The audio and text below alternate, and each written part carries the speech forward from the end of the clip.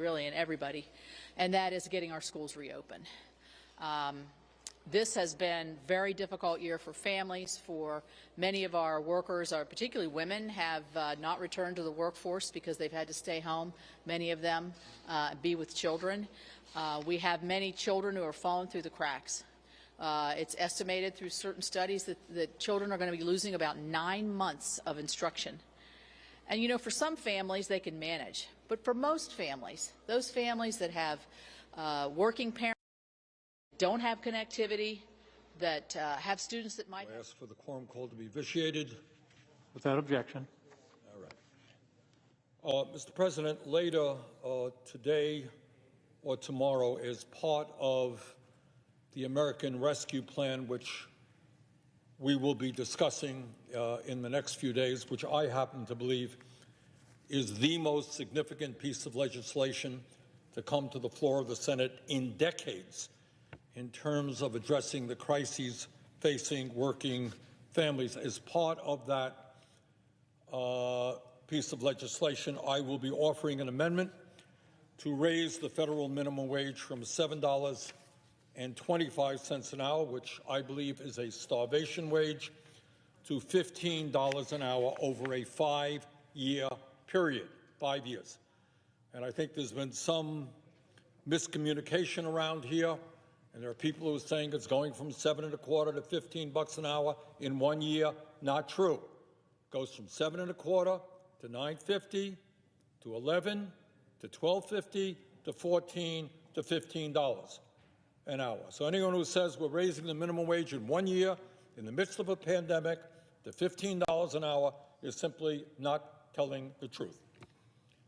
Mr. President, this amendment is similar to a bill which I have brought forth, the Raise the Wage Act, which I am proud to say has been co-sponsored by some 38 members of the Senate, and this is also similar to legislation which has already passed the U.S.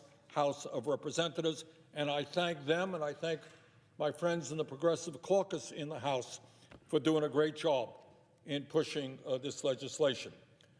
I should also add for my Senate colleagues that this legislation raising the minimum wage is supported by some 300 national organizations, including the 12 million members of the AFL-CIO and virtually every major union in this country. This is something that unions like the SEIU, one of the largest unions in this country, have been fighting for a very long time. And I should also add here that while raising the minimum wage is going to impact every low-wage worker in this country, because African American and Latino workers often are earning poverty wages, it significantly impacts the lives of the minority communities as well. And that is why, among so many other organizations supporting this amendment, it is supported by the Leadership Conference on Civil and Human Rights. It is supported by the National Organization for Women, because, again, when we talk about low-wage workers, we're talking about the minority community. We're talking about women. And that is why it's supported by groups like UNIDOS, the American Association of University Women, Indivisible, Justice for Migrant Women, the National Domestic Workers Alliance, and the National Women's Law Center. So once again, this is legislation that will increase wages for 30 million American workers. And if you ask me what the great economic crisis in our country is today, it's not just high unemployment, it's not just income and wealth inequality. It is that half of our people today and before the pandemic were living paycheck to paycheck. Their wages were so low that if they had a problem with their car or their kid got sick, suddenly they were in financial crisis. And in the richest country in the history of the world, half of our people should not be facing economic desperation when their car breaks down. And the reason for that is significantly that many millions of workers are earning starvation wages, and I underline that, starvation wages in this country. I'd love to hear anybody get up here and tell me that they could live on $7.25 an hour. They could live on $8 an hour. They could live on $9 an hour. You can't. And I've been all over this country, and I have talked to workers who are making $10, $11 an hour with tears streaming down their cheeks, telling me what it's like to work for starvation wages and try to raise your kids. So the time is long overdue. Last time this Congress passed an increase in the minimum wage was in the year 2007. 2007. It is time to raise the minimum wage. It is time to raise the minimum wage to a living wage of $15 an hour. Now, later on today, or this evening, as part of my support for this enormously important piece of legislation as chairman of the Budget Committee, I will be speaking more about why we need to raise the minimum wage. But I want to focus on one part of the minimum wage bill that I have been hearing a little bit about in the last couple of days from some of my colleagues, and that is the provision to raise the tip wage, now the tip wage, so everybody understands it, is the minimum, federal minimum wage that applies to waiters and waitresses, barbers, hairstylists, parking attendants, and others. Fellow Americans, do you know what that federal minimum wage today is for that person who waits on your table at a restaurant? It is $2.12 an hour. Yeah, you heard me correctly. $2.12 an hour. And the proposal is part of the minimum wage bill, amendment that I will be offering, that tip minimum wage will go up from $2.12 an hour to $14.95 an hour over a 7-year period, longer than the overall national minimum wage would go up. And this is something that clearly is desperately needed. Now, I know that here in Washington, at any time we bring forth serious and important legislation for working people, the big money interests get to work. And all of their lobbyists who make their 6 figures or 7 figures a year, they get to work on Congress and tell you why you can't do anything to protect the most vulnerable and hard-hit people in this country. So the National Restaurant Association, they are a very powerful lobbying organization. I guess they have been enormously successful because we've not raised the federal minimum wage since 2007. So this powerful lobbying organization is going around and they're telling members of the House and the Senate that raising the tipped wage is opposed by restaurant workers and it would be harmful to the interest of waiters and waitresses and other people. That is not true. That is what lobbyists say representing big money interests. That's what they are paid to say. But that is not what workers who wait on tables are telling us.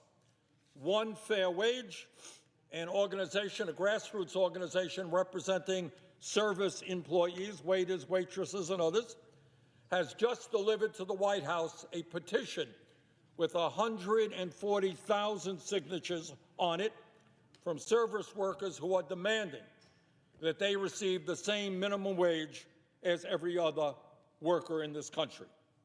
And polling among service employees and non-service employees also supports the reality that Americans want our waiters and our waitresses and other service employees to get a fair and equal minimum wage similar to what other low-wage workers are receiving.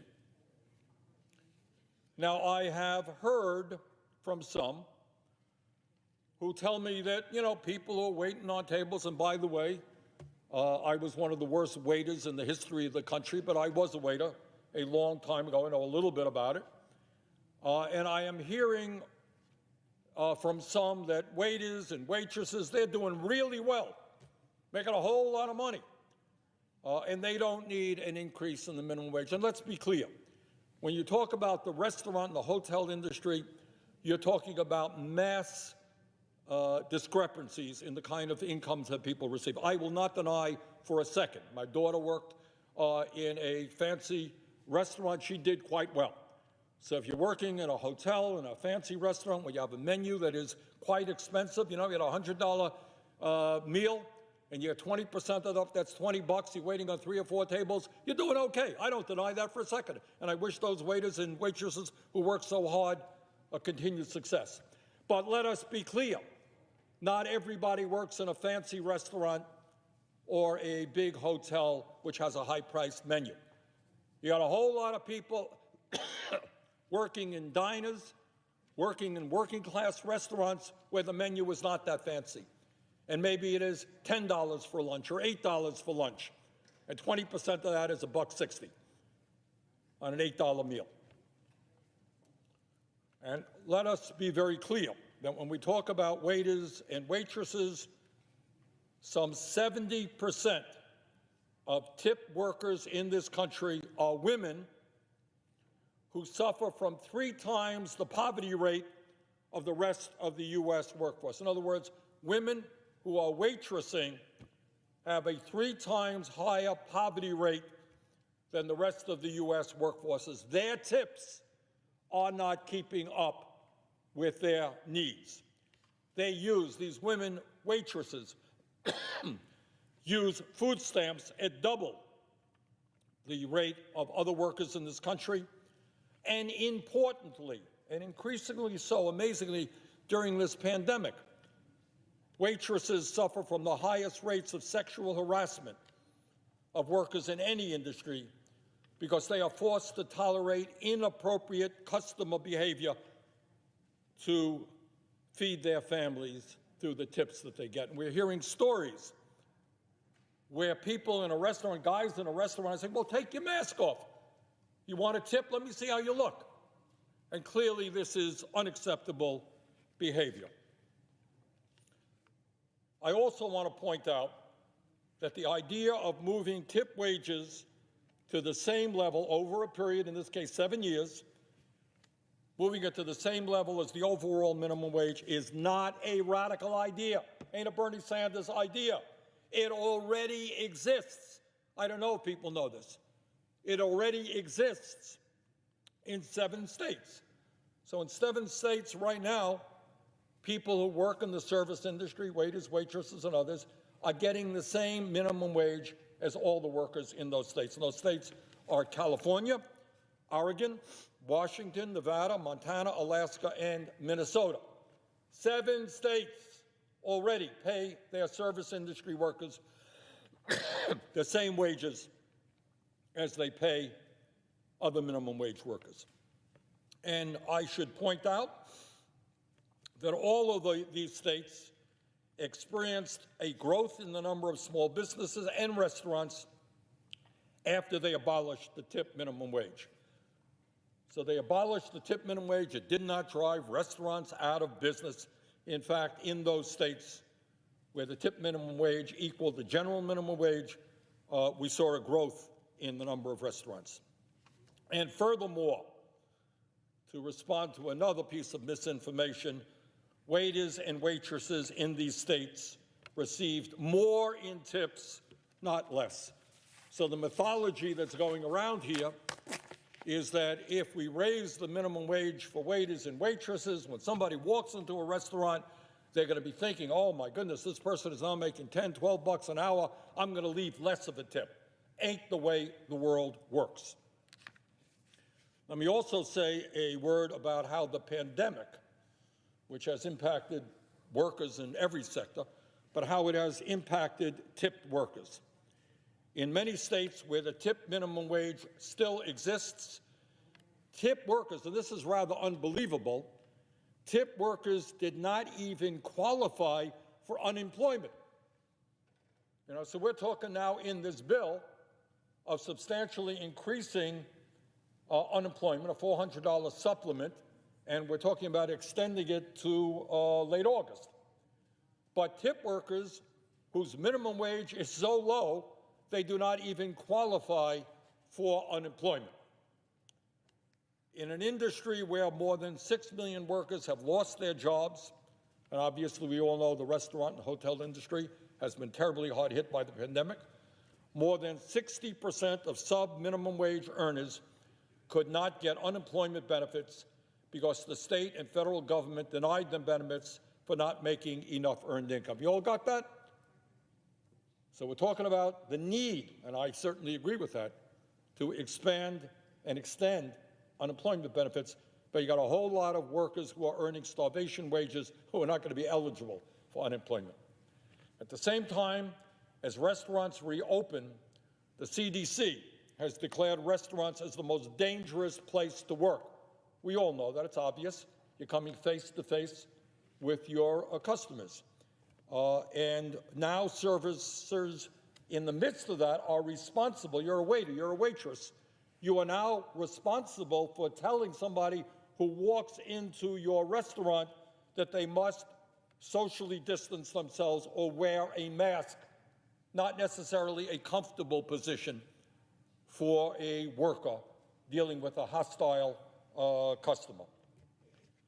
I would also add, as all of us are increasingly aware of sexual harassment in general in this country, that the restaurant industry has some of the highest rates of sexual harassment.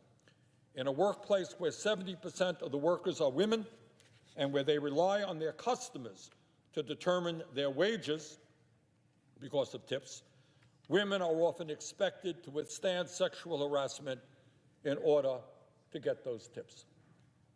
In states where the sub-minimum wage has been eliminated, sexual harassment has been cut substantially because women no longer have to take that. It's not an all or nothing proposition. So I'm going to be, if you ask me again, what the major economic crisis facing this country, we know unemployment is sky high. We know income inequality is unacceptable. And so many other factors are out there about the economy.